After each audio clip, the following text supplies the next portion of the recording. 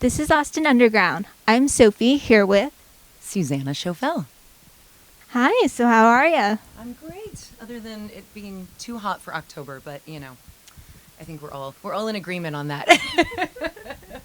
It's like, is it July or October? I don't know. We're all confused. Okay. So, you released a new album recently. Yes, I loved it. It was very emotional and it just hit me. Can you walk us through Bird by Bird, just as your title track says, through your creative process for this album?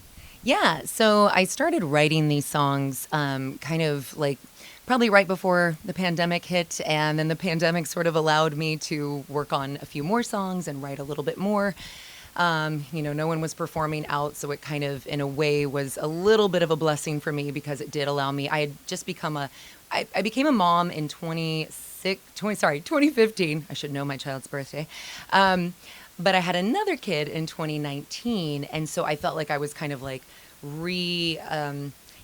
just doing that whole like, what am I doing now with my career? I'm a mom, I have two kids, and then the pandemic hit, and it felt like it gave me this little bit of an opportunity to kind of like go inward for a little bit longer and work on things. So coming out of that era around like 2021, I started talking with my friend David Garza, who's an amazing musician and producer. He lives out in LA, about working together on this project, this collection of songs.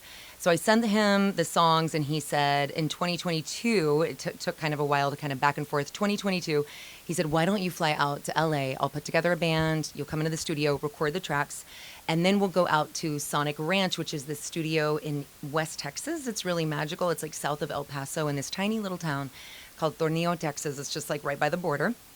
And I had been there before. I hadn't gotten to record there, but I had stayed there before with other bands and friends. And it's just this incredible ranch. It's a pecan ranch. It's been turned into a studio. And so it's kind of legendary. And so he was like, why don't we'll record the basic tracks there, and then we'll go out to Sonic Ranch and do all the overdubs and the bells and whistles and kind of, all that stuff. So all in all, it was kind of a double city, double studio sort of experience, which I've never done before. Usually I just go to a studio for several days and then that's that, So this was sort of a layered experience. But it was really perfect for me, especially being a mom now, to kind of get out of Austin and go record, be away from the family, and kind of get back into artist mode. And so I really am so grateful that I was able to make it that way. Wow, this album sounds like there was a whole extensive process to it.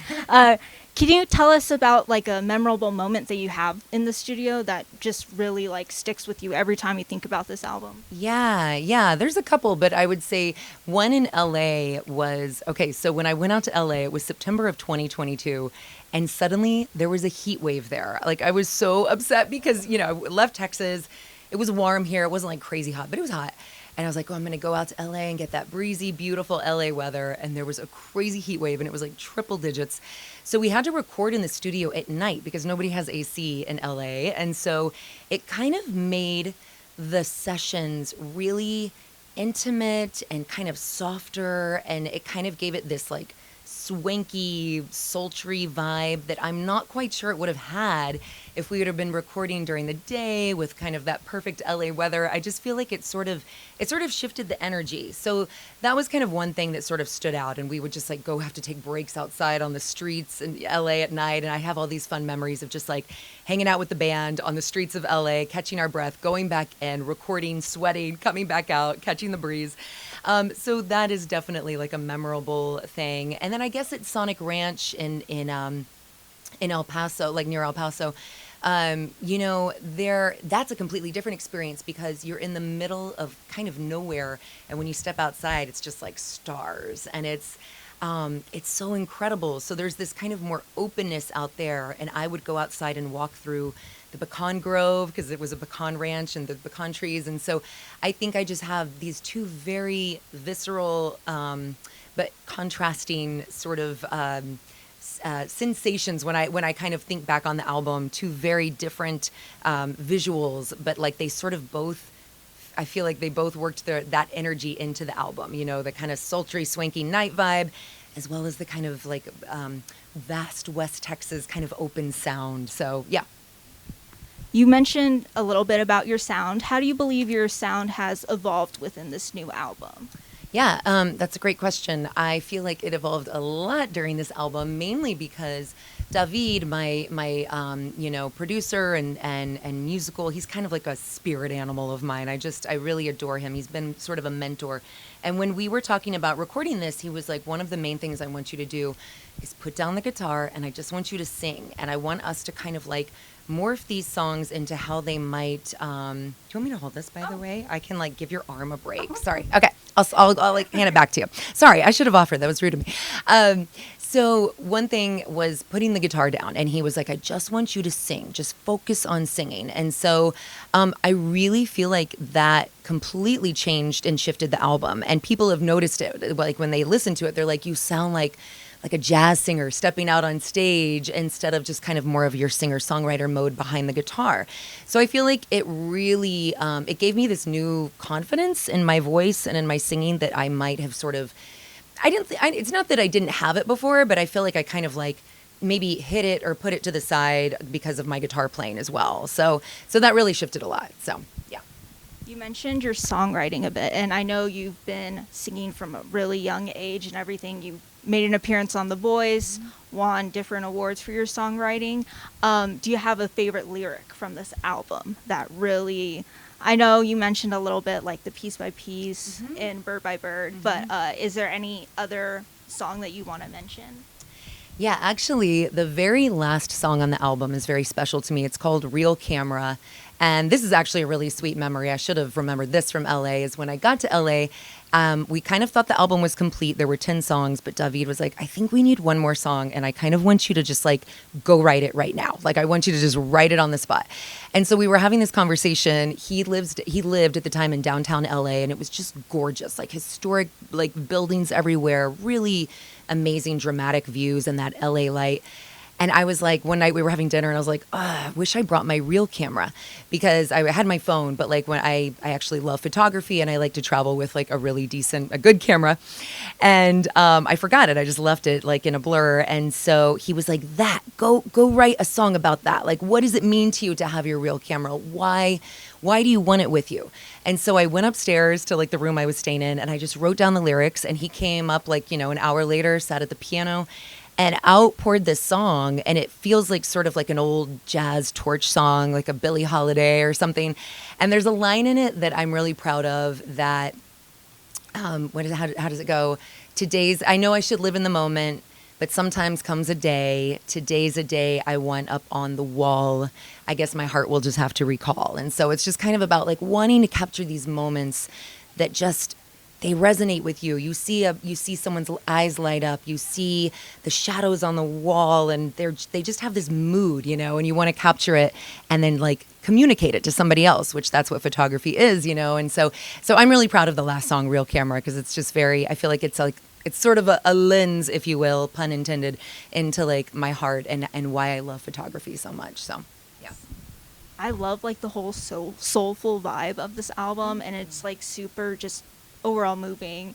What do you hope your fans and any viewers watching the interview what do you hope to convey through this album?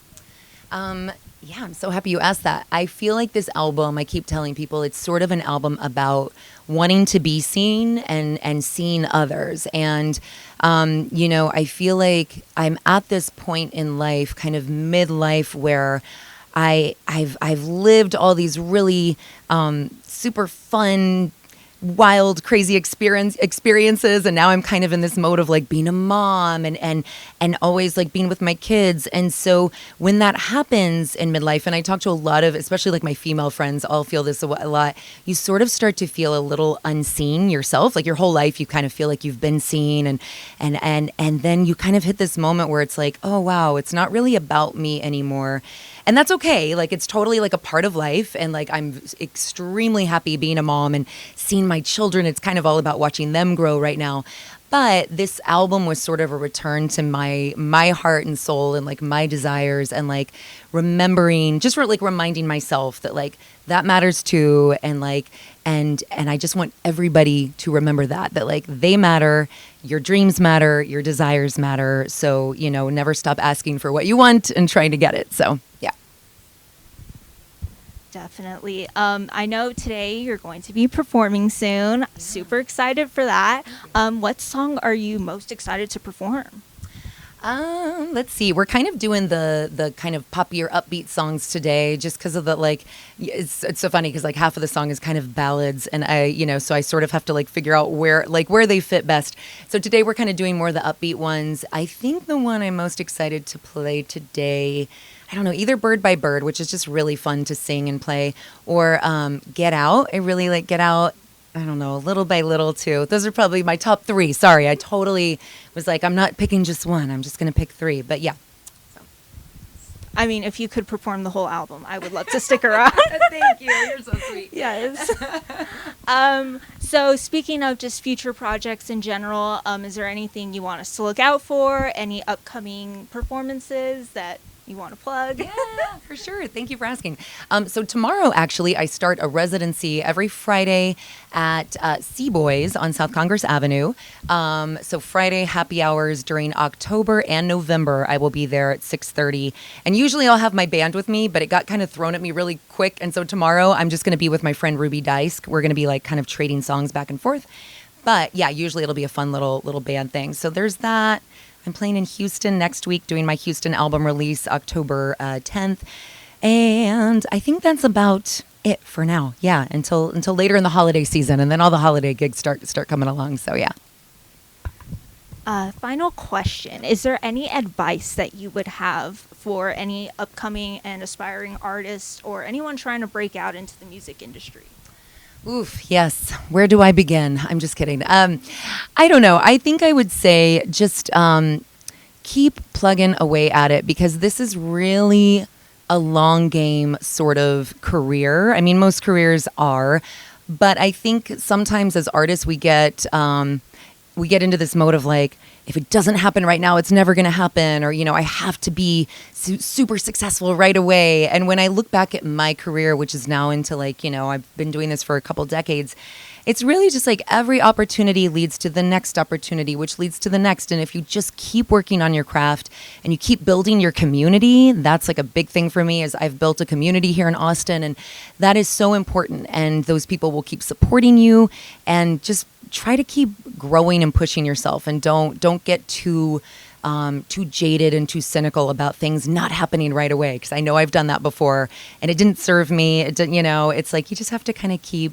I still to this day, it's like I get nervous and anxious about how my art will be received, and if people are going to come to the show and this and that. You just kind of have to have the faith, and if you believe in what you do, just keep knocking away at it, and good things will come to you.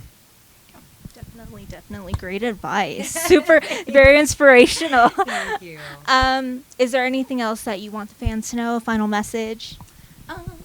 I don't know. Just check out the album. I've got it on vinyl. I've got it on CDs. For it's funny. I've been saying like vinyl used to feel old school, and now CDs are starting to feel old school. So if you're really old school, you get a CD. But yeah, go check it out. It's online too. Oh, sorry, online everywhere. And yeah, I hope to see you out at a show sometime. So yeah. Thank you so much for your time, Suzanna. Thank you so much. Thanks for having me.